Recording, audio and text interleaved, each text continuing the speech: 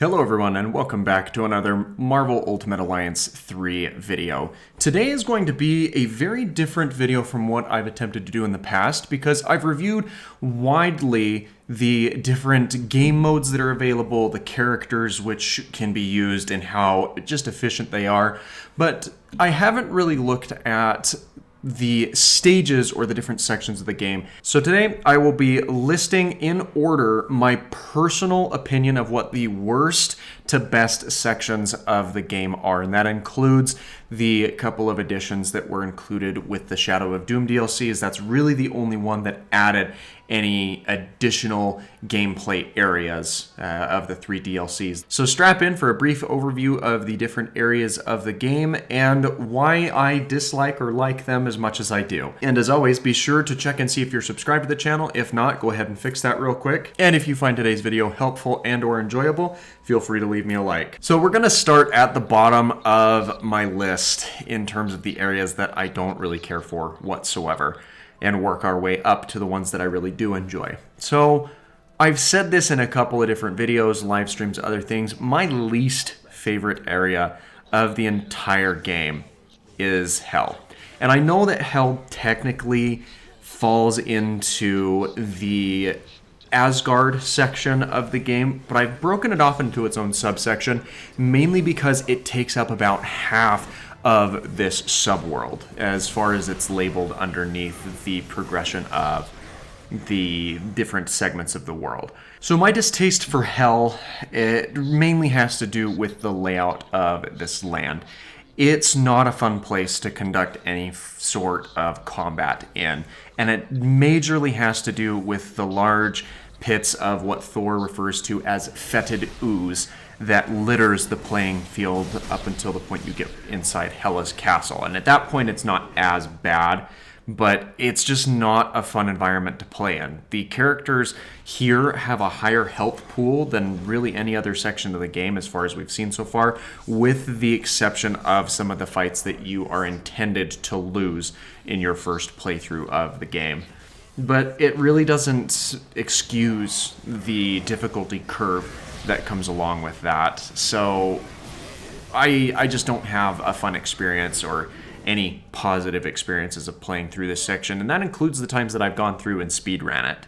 So this finds itself on the bottom of my list for sure. Moving up to the number 12 spot is an area that edges out Hell because it's not as toxic of an environment and difficult to play as, but Ottolon is a very weird inclusion into the game, and I'm not upset that it's there. I'm more upset at the fact that it is incredibly short enough to the point where it almost feels that it was hastily tacked on.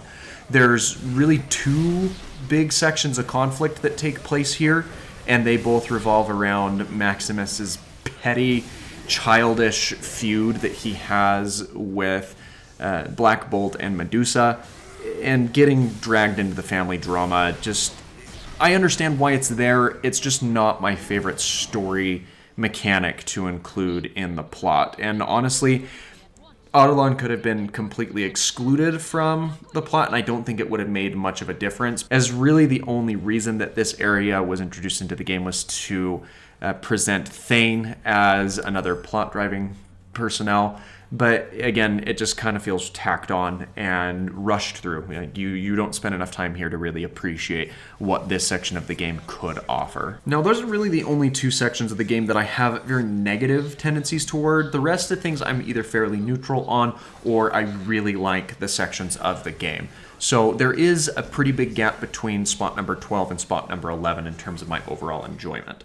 That being said, Asgard finds itself into the number 11 spot on this list. And Asgard, as much as I enjoy it, it's very pretty. It is a very pretty area, and I like a lot of the design choices that have gone into it. The combat and progression that goes through things is very interesting, as well as the mini-bosses that are found within here. My biggest gripe about this section is the fact that the introduction to Asgard, it feels very, very repetitive because you're just locked behind gate after gate after gate after gate, and you just kind of find yourself wondering, okay, how many times are you going to rinse this same mechanic? Once you get through that, the area is very immersive, it's very in-depth and detailed and quite enjoyable, but it kind of gets you trapped in a ramp-up section of the game that, in my opinion, is a lot less desirable. Moving on to spot number 10 on this list is the Cree Ship.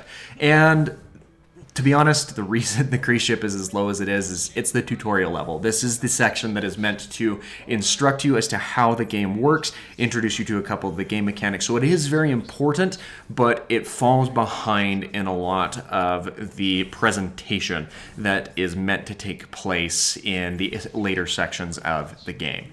And it does a very good job at what it does. It just is easily forgotten, as it doesn't really do a whole lot to push the plot in order. And by the time the plot is starting up, you're getting kicked out of the area anyway to progress into later sections of the storyline. So a good area. I like the concept. It works very well as what it is, but all of the other sections of the game that we have yet to mention hold my attention a lot more. Spot number 9 is actually taking a break from the main section or the main quest within the game, and that is Verria. And I love the way that Verria looks. It is a very detailed, awesome place to be. But my experience in this section of the map is tainted because of the equivocally 2 hardest boss fights in the entire game. And it is very, very rough. These characters, the Doombots, they are incredibly difficult opponents to come across, especially if you're underprepared or underleveled for them.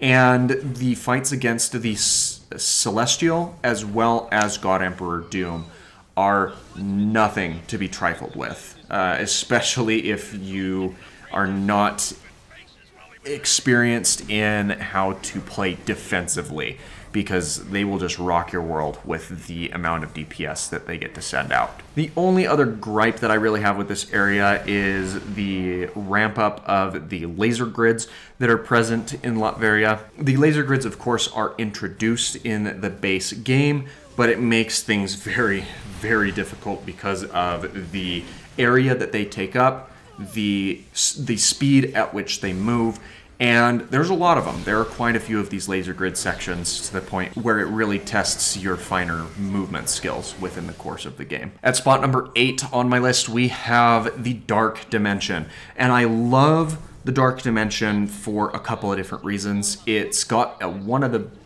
most eerie sounding soundtracks in the entire game, which kind of adds to the ominous environment that this place is meant to emit. You get some of my favorite characters in the Marvel canon from this section. At least you have an initial introduction to Loki. You have experiences with Doctor Strange and Ghost Rider. There's a lot of really cool plot-driven things that are built in here, and I love the way that the Dormammu fight works, even if it is a little bit aggravating at times. But the main thing that keeps this section from being higher up on my list is there's some maze portions that are quite a bit tricky and not exactly linear to follow. There's entire sections that can be omitted. There's other areas where if you don't know where you're going, you're just going to find yourself walking around in circles for a couple of minutes. So it's lack of intuitiveness is what keeps this section of the game from ending up higher on my list. Section number 7 is where we really start to get into the areas that I have overall positive experiences with. And this slot has to go to the Raft. And the Raft is really what the game is meant to introduce you to in terms of what you're supposed to look forward to. It has a lot of very interesting boss fights, as well as kind of that feeling of a gauntlet-style combat system that reintroduces itself in different instances throughout later sections of the story. Now, the Raft, it does drag on a little bit because it's a very early section of the game. You're meeting up with some of the more difficult character types to deal with, and you don't have access to a very large section of the roster, at least in your first playthrough of this area. but it is still a very fun experience, and I love the individual quirks that are exhibited with each and every of these boss fights that are included within this section. Moving up to spot number 6, we have Wakanda, and this is on the opposite end of the spectrum of the Raft, whereas the Raft is a very interesting section that introduces you to some mechanics. Wakanda introduces some advanced opponents that take a little bit more thinking to counteract. In particular, some of my least favorite opponents being the green aim soldiers. And it's not that I hate the characters themselves, I just hate the way that they work. And they can be a little bit of an inconvenience, especially when playing through without certain members in your team. And it's without certain members, I mean Thanos Infinite specifically. That being said, this section of the game, it has wonderful different layers, many different sections, including combat that takes place outside in the jungle, as well as inside Wakanda's capital city. And it just has a lot to offer and is even included in the introduction to the Shadow of Doom DLC as the area that you re-explore or rediscover under different circumstances. So there's a lot of really positive things to say about Wakanda and how this section of the game works. Number 5 on our list, we have a Shadowland, and I love the way that Shadowland is orchestrated. You get introduced to the Defender characters, you get to meet Jessica Jones, although I really wish that she was a playable character in this game. Unfortunately, she is not, but she does have a couple of interesting spots of dialogue where you can interact with her more directly. But specifically, some of my favorite puzzles of this game are located within the Shadowland area. I love the block puzzles that allow you to progress out of certain rooms. I love how there are just different sections of the walls that appear to be solid, but upon hitting them, they break open and show secret compartments. There's just a lot to love about this section. And my real only issue with it is the spotlight section, but even then, that's kind of a thrilling environment to include yourself in because of the way that it's set up to work. It just kind of makes you feel a little bit more like a ninja breaking into a temple where a bunch of ninjas live. And it's a very, very fun mechanic to kind of learn around and base yourself in. Spot number 4 on our list is another one of the areas that was newly introduced within the Shadow of Doom DLC, and that is the negative zone. Now, the negative zone introduces a bunch of new mechanics that are really fun, including an anti-regen mechanic, which as soon as you know how to control it properly, really helps in clearing out the rest of this particular story quest. But it does not bear without its warnings and downfalls, as the antimatter does affect your own teammates, especially if you have vitality or other recovery masteries implemented on your team. So as long as you're aware that that's something that you need to avoid and pay a lot of mind to, it really doesn't become that big of a problem. But the inclusion of Annihilus and all of his insectoid army, it was really a nice touch and kind of left me longing for Annihilus being a controllable character, if I'm being honest.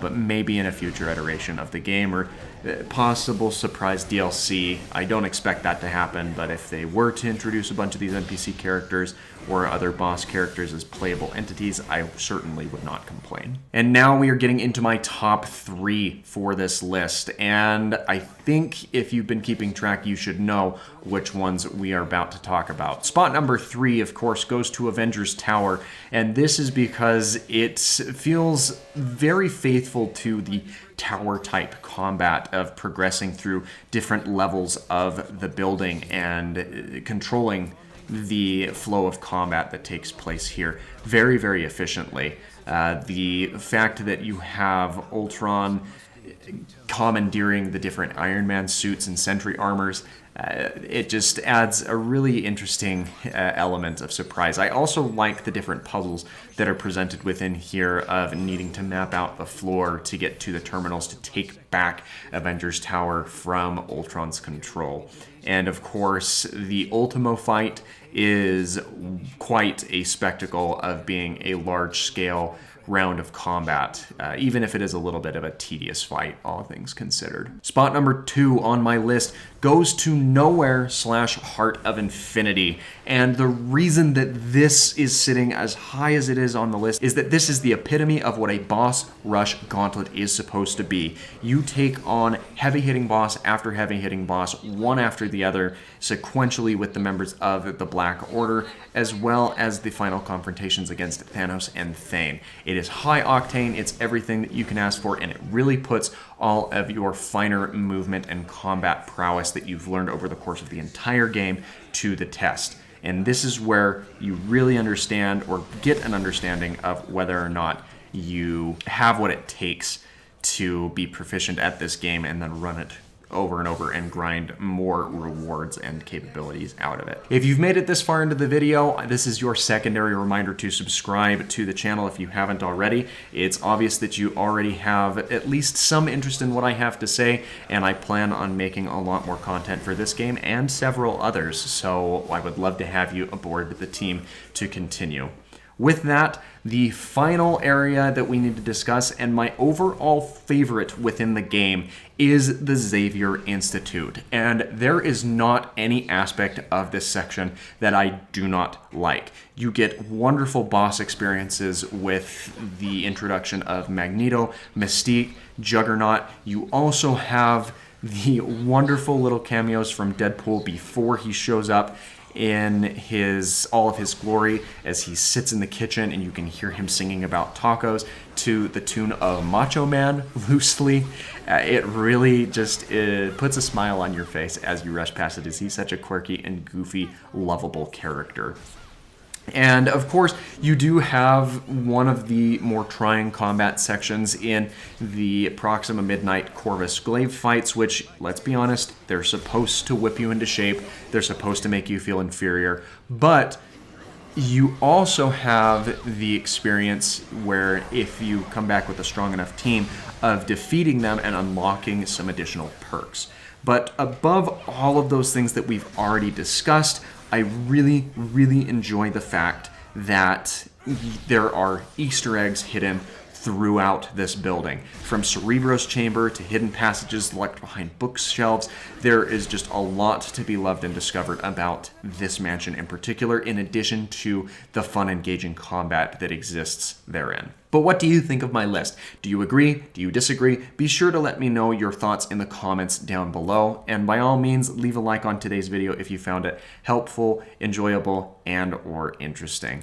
This has been Pseudo from Pseudo Gameplay TV, and I hope that you have an absolutely fantastic rest of your day.